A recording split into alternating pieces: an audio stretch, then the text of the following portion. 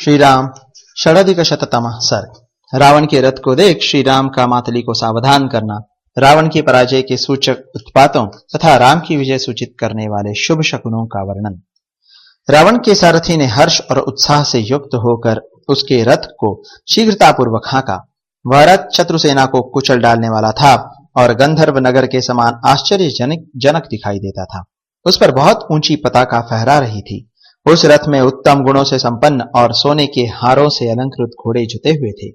रथ के भीतर युद्ध की आवश्यक सामग्री भरी पड़ी थी। उस रथ ने ध्वजा पताकाओं की तो माला सी पहन रखी थी। वह आकाश को अपना ग्रास बनाता हुआ सा जान पड़ता था।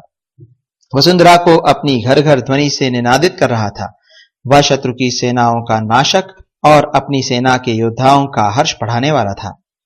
नरराज श्री रामचंद्र जी ने सहसा वहां आते हुए विशाल ध्वज से अलंकृत और घोर घर घर ध्वनि से युक्त राक्षस राज रावण के उस रथ को देखा। उसमें काले रंग के घोड़े जुते हुए थे। उसकी कांति बड़ी भयंकर थी। वह आकाश में प्रकाशित होने वाले सूर्य तुल्य तेजस्वी विमान के समान दृष्टिगोचर होता था। उस पर फहराती हुई पताकाएं विद्युत के समान जान पड़ती थीं। वहां जो रावण का धनुष था, उसके द्वारा वह रथ इंद्रधनुष की छटा छिटकता था और बाणों की धारावाहिक वृष्टि करता था। इससे वह जल धारावर्षी मेघ के समान प्रतीत होता था।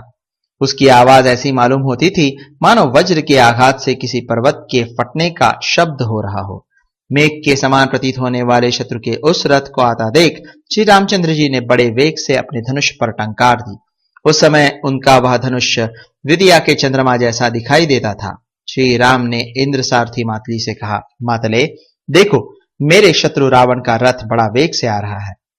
रावण जिस प्रकार प्रदक्षिण भाव से महान वेग के साथ पुनः आ रहा है, उसे जान पड़ता है कि इसने समर भूमि में अपने वध का निश्चय कर लिया है। अतः अब तुम सावधान हो जाओ और शत्रु के रथ की ओर आगे बढ़ो। जैसे हवा उमड़े हुए बादलों को छिन्न भिन्न कर डालती है, उसी प्रकार आज मैं शत्रु के रथ का विध्वंस करना चाहता हूं।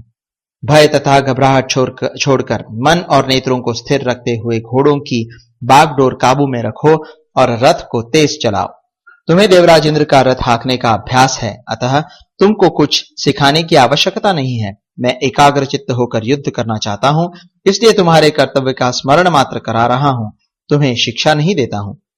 श्री रामचंद्र जी के इस वचन से देवताओं के श्रेष्ठ सारथी मातली को बड़ा संतोष हुआ और उन्होंने रावण के विशाल रथ को दाहिने रखते हुए अपने रथ को आगे बढ़ाया। उसके पहिए से इतनी धूल उड़ी कि रावण उसे देखकर कांप उठा। इससे दशमुख रावण को बड़ा क्रोध हुआ। वह अपनी लाल लाल आंखें फाड़ कर देखता हुआ रथ के सामने हुए श्री राम पर बाणों की वृष्टि करने लगा। उसके इस आक्रमण से श्री रामचंद्र जी को बड़ा क्रोध हुआ। फिर रोष के साथ ही धैर्य धारण करके युद्ध स्थल में उन्होंने इंद्र का धनुष हाथ में लिया, जो बड़ा ही वेगशाली था।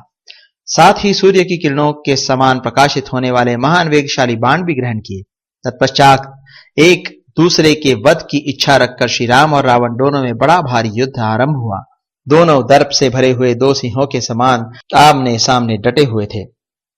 उस समय रावण के विनाश की इच्छा रखने वाले देवता, सिद्ध, गंधर्व और महर्षि उन दोनों के द्वैरथ युद्ध को देखने के लिए वहां एकत्र हो गए। उस युद्ध के समय ऐसे भयंकर उत्पात होने लगे जो रोंगटे खड़े कर देने वाले थे। उनसे रावण के विनाश और श्री रामचंद्र जी के अभ्युदय की सूचना मिलती थी। मेघ रावण के रथ पर रक्त की वर्षा करने लगे। बड़े वेग से उठे हुए भवंडर उसकी वामावर्त परिक्रमा करने लगे। जिस जिस मार्ग से रावण का रथ जाता था, उसी ओर आकाश में मंडराता हुआ गीधों का महान समुदाय दौड़ा जाता था। असमय में ही जपाह मतलब अंगुल के फूल की सी लाल रंग वाली संध्या से आवृत हुई लंकापुरी की भूमि दिन में भी जलती हुई सी दिखाई देती थी। रावण के सामने वज्रपात की सी गड़गड़ाहट और बड़ी भारी आवाज के साथ बड़ी बड़ी उल्काएं गिरने लगी, जो उसके अहित की सूचना दे रही थी। उन उत्पातों ने राक्षसों को विषाद में डाल दिया। रावण जहां जहां जाता वहां वहां की भूमि डोलने लगती थी। प्रहार करते हुए राक्षसों की भुजाएं ऐसी निकम्मी हो गई थी मानो उन्हें किन्हीं ने पकड़ लिया हो। रावण के आगे पड़ी हुई सूर्यदेव की किरणें पर्वतीय धातुओं के समान लाल, पीले, सफेद और काले रंग की दिखाई देती थी। रावण के रोषावेश से पूर्ण मुख की ओर देखती और अपने अपने मुखों से आग उगलती हुई गिदड़ियां अमंगल सूचक बोली बोलती थीं और उनके पीछे झुंड के झुंड गीध मंडराते चलते थे। रणभूमि में धूल उड़ाती वायु राक्षस राज रावण की आंखें बंद करती हुई प्रतिकूल दिशा की ओर बह रही थी। उसकी सेना पर सब ओर से बिना बादल के ही दुस्सह एवं कठोर आवाज के साथ भयानक बिजलियां गिरी। समस्त दिशाएं और विदिशाएं अंधकार से आच्छन्न हो गईं। धूल की बड़ी भारी वर्षा के कारण आकाश का दिखाई देना कठिन हो गया। भयानक आवाज करने वाली सैकड़ों दारुण सारिकाएं आपस में घोर कलह करती हुई रावण के रथ पर गिर पड़ती थी। उसके घोड़े अपने जघन स्थल से आग की चिंगारियां और नेत्रों से आंसू बरसा रहे थे। इस प्रकार वे एक ही साथ आग और पानी दोनों प्रकट करते थे। इस तरह बहुत से दारुण एवं भयंकर उत्पात प्रकट हुए जो रावण के विनाश की सूचना दे रहे थे। श्री राम के सामने भी अनेक शकुन प्रकट हुए जो सब प्रकार से शुभ, मंगलमय तथा विजय के सूचक थे। श्री रघुनाथ जी अपनी विजय की सूचना देने वाले इन शुभ शकुनों को देखकर बड़े प्रसन्न हुए और उन्होंने रावण को मरा हुआ ही समझा।